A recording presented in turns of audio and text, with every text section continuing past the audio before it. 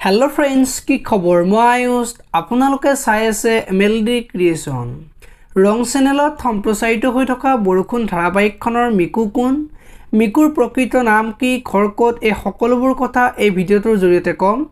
গতিকে দেৰি নকৰি ভিডিঅ'টো আৰম্ভ কৰোঁ আহক মিকুৰ প্ৰকৃত নাম হৈছে য়াশাশ্ৰী ভূঞা মিকুৰ ঘৰত মতা নামটো হৈছে মিকু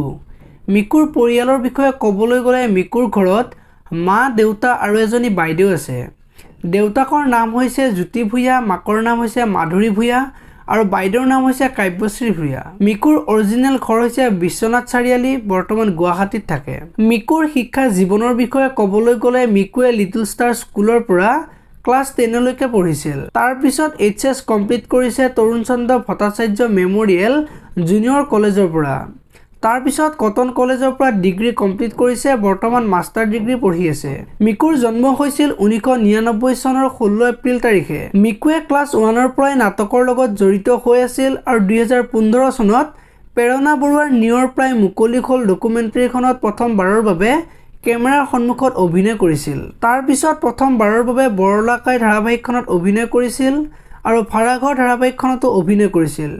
বৰ্তমান বৰষুণ ধাৰাবাহিকখনত অভিনয় কৰি আছে বৰ্তমান বৰষুণ ধাৰাবাহিকখনত মিকুৰ চৰিত্ৰত অভিনয় কৰা য়াশাশ্ৰী ভূঞাৰ অভিনয় চাই কেনেকুৱা পায় কমেন্ট কৰি জনাব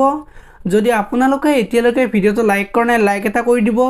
আৰু যদি চেনেলটো প্ৰথমবাৰৰ বাবে চাই আছে তেতিয়াহ'লে চেনেলটো সাবস্ক্ৰাইব কৰি বেল আইকনটো প্ৰেছ কৰি দিব ধন্যবাদ